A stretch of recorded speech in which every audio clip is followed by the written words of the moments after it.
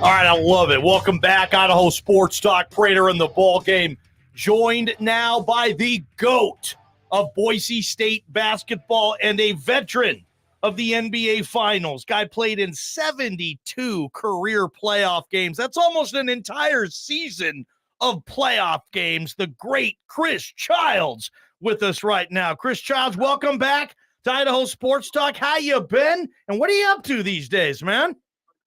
Hey, I'm doing great, man. I'm loving life, enjoying the playoffs, playing golf 3 or 4 times a week, and trying to get young men to realize their dream, whether it's basketball or in business. Just doing the right thing, waking up every day, and being somebody that people in the community can look up to.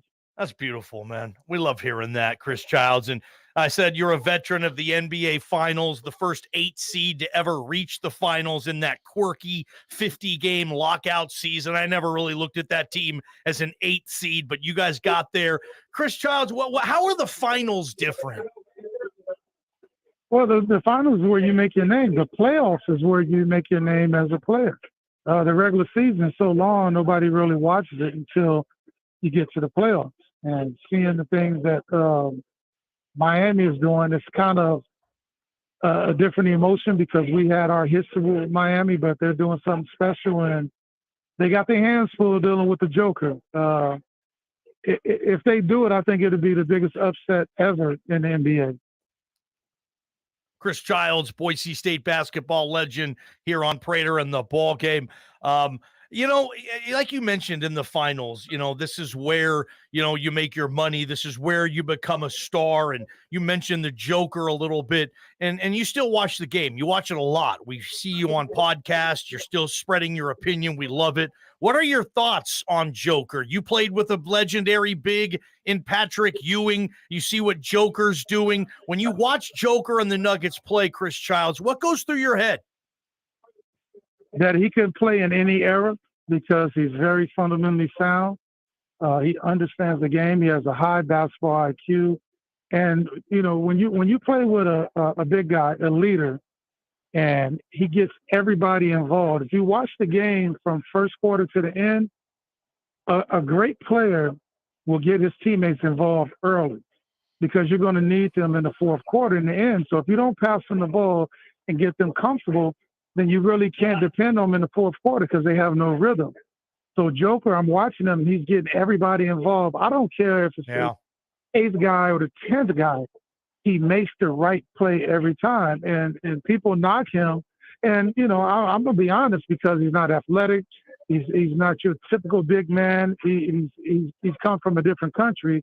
But basketball has no color. If you can play, you can play. And anybody that's played this game would love to play with a player of that caliber. Chris Childs, and he could play the game of basketball. We're talking to him right on Idaho Sports Talk, getting ready for the NBA Finals tomorrow night, Miami versus Denver. Let's talk about that Florida team. You live in Florida. You work in Florida. You know this team as well as anybody. And it's a great mystery. I mean, the 8th seed, the stories, the Spoelstras, everything that's going on there with the Miami Heat. What do you like and what do you dislike about this Miami Heat basketball team? There's nothing that I really dislike because you got Riley and Spoelstra. You got Riley. That's a Riley team. They do all the little things. They got up 3-0. I think they relaxed a little bit.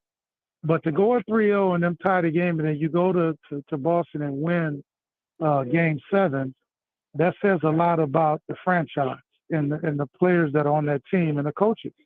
And they went out and they didn't change the way they played. They did the same thing every game during these playoffs. So they're not going to beat themselves. You have to go out there and beat them. And then they have a guy, Jimmy Butler, who came from a program. If you watch, Dwayne Wade went to Marquette.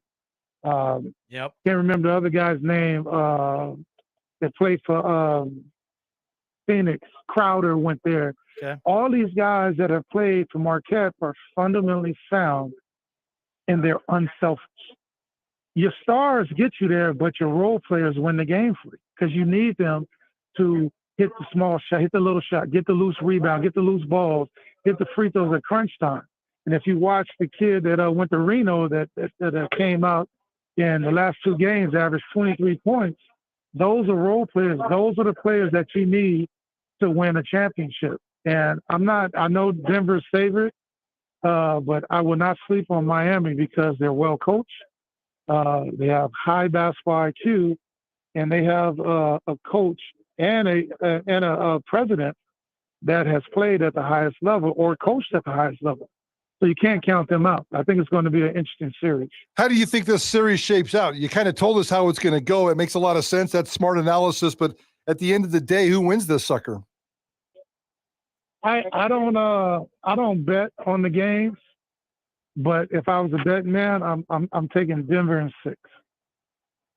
Denver in 6. So it might be fairly close. Johnny's writing that down as we speak.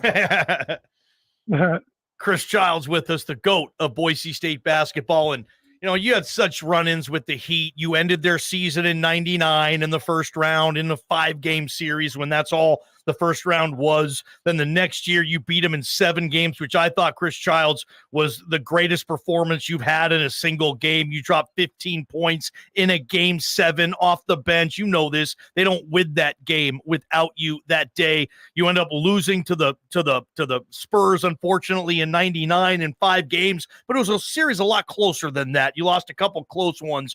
Does it ever leave you the feeling of losing the finals, Chris Childs? You were right there close, and you know how big it would have been to bring a title back to Madison Square Garden. How much does that still live with you, that 99 team you were on, the fact that you guys didn't get it done in the finals?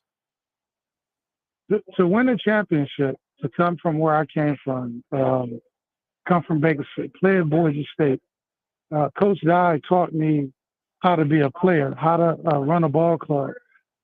He was on me more than any player on the team. And, my first couple of years, I didn't understand it because I was a kid. But, the longer I played for him, and it really didn't hit me until after I left Boise State. Mm-hmm. What Bobby Dye meant to me, what the city meant to me, the way the fans and the community just took me under their wing. And so when I stepped on the court, I took that with me. And when we got to the finals, I wanted to win that for everybody. It wasn't for me. It was for my family.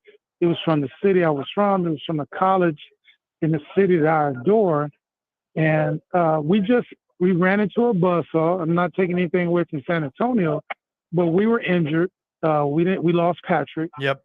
And so we went up against 2 7-footers that we didn't have anything to match up with them. But to be in the finals, coming from the CBA, and being on NBC when that symbol comes up, NBA Finals on NBC, and everybody in the world is watching, and Chris Childs is playing for the New York Knicks.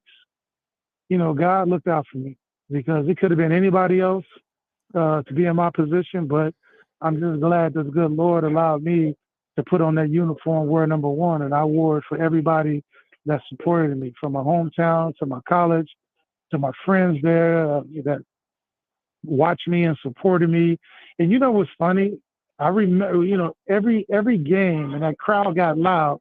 I can't remember the gentleman's name, but he started the Boise State chant. He was, he was like Boise, and the other side of the state and said state. Nice. That it gives me chills to this day to think about that, because that allowed me to relax, because I knew when Wyoming came to the pavilion, when Oregon State came to the pavilion, when the Montanas came in, I carried that with me to the NBA. So that's why I was able to relax and go out there and compete against the best. And I was just blessed to play for franchise and players that wanted the same thing that I did, and that was to win no matter what. He scored 516 points and played 73 playoff games in the NBA over 14 different series. Chris Childs, what was your favorite postseason memory? I think it was, even though we lost, I think it was 97. When we played the Heat, we were up 3-1, and then that's when the rule was if there was any altercation on the court, you can't leave the bench. So if you left the bench, whether you had a toe over the line, David Stern had a rule that you're going to be suspended. Yep.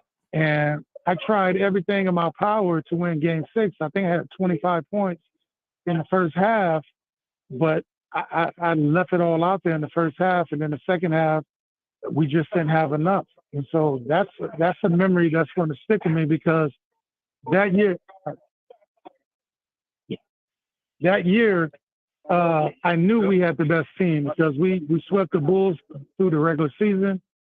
We had that was the only time Miami beat us, the year that there was suspension. So that's something that sticks with me every day, and that still has a bad taste in my mouth when Miami comes up. But this is a new era. I can't be mad at the guys that are out there on the floor for Miami. I can't. You know what I mean? I try to not root for them, but I see the way they play the game, how hard they play the game, and how Jimmy Butler doesn't care about anything but winning. So can't do anything but respect that. That was when maybe some people remember Jeff Van Gundy holding on to Alonzo Mourning's leg as he was fist fighting Chris Childs' ex-teammate Larry Johnson. Just so many wonderful memories in the 90s. Chris Childs with us. I've always wanted to ask you this because, you have a GIF of you and Kobe getting in a fist fight. That's all over. And I say GIF online. Did you earn more respect or less respect for Kobe after you fought him? Well, I didn't fight him to get any respect because I knew what I brought to the table. I knew that I competed every day. And Kobe respected me. He's told that to several people, other players that he did an interview, and they asked him, "Who do you respect in the league?" And he brought up my name because it wasn't that I was out there trying to be a tough guy. I play the game the right way. I play hard. I don't play dirty. But if you start playing dirty, Chris Childs is able to take care of himself. I don't need a referee. I don't need another teammate. I will do what I need to do to protect me because I had 4 concussions prior to that, and he was throwing elbows above my shoulders. So I warned him. I said, don't do it again, or this is what's getting ready to happen. So we got beyond that. We played them in LA, and then they came to New York, and he sent a message to one of the ball boys, and he told him he respected me, and we just went out there and competed. And it's a different league now. Okay. You can't do that. You get suspended. You get a flagrant foul for, touching somebody's toenail or fingernail, these days. And it's a different game. I understood the way David Stern was trying to elevate the game and bring more people into the masses. I respect that, but it's still not the game that I enjoy because it's not a lot of physical play, but in the playoffs, that's what occurs. Chris, I was doing some research today. I was kind of Googling some pictures and looking back at some historical stuff of you, and I'm always reminded that you were the number 1 in the NBA. Is there a story behind the number 1 in the NBA for you? Well, I always wanted number 1 because when I came out of Boise State, my junior year, I was in Sports Illustrated as one of the best guards coming out the West. It was me and Tim Hardaway. You can look it up. And so I was supposed to be a first-round draft pick. Didn't get drafted. Had a draft party in Boise. Went into my room for like 2 hours, and everybody wanted to know what was wrong with Chris. My father was there at the time, and he told everybody, leave him alone. He'll be back out in a couple hours, and he's going to go to work.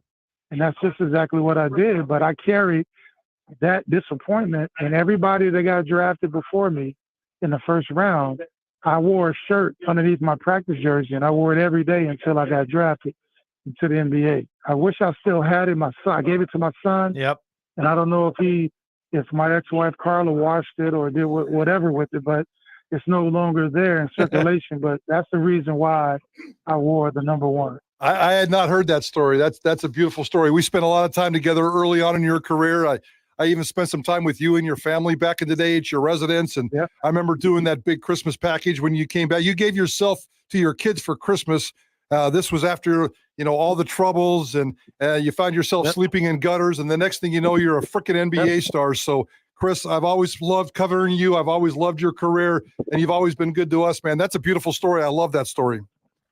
You remember when we were, I think we were at Montana or Montana State, and I think it was during the we won the conference tournament to go to the NCAAs, and you and I did an interview. I do remember that.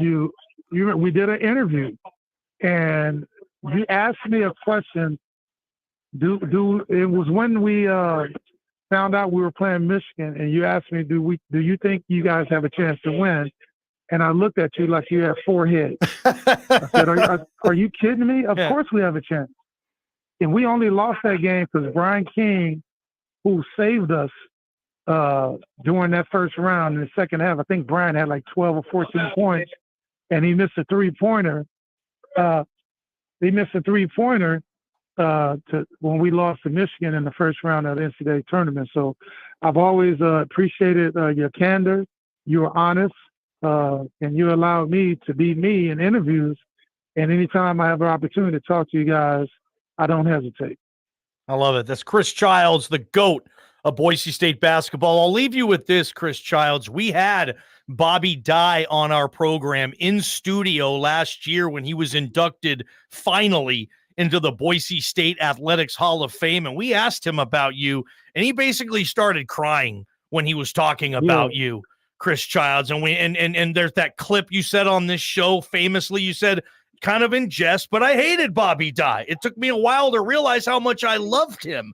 And I just want to reach out to and say, if you haven't been in touch with Coach Dye lately, you should. He doesn't have a ton of time left by the looks of our interview with him. He's getting up there.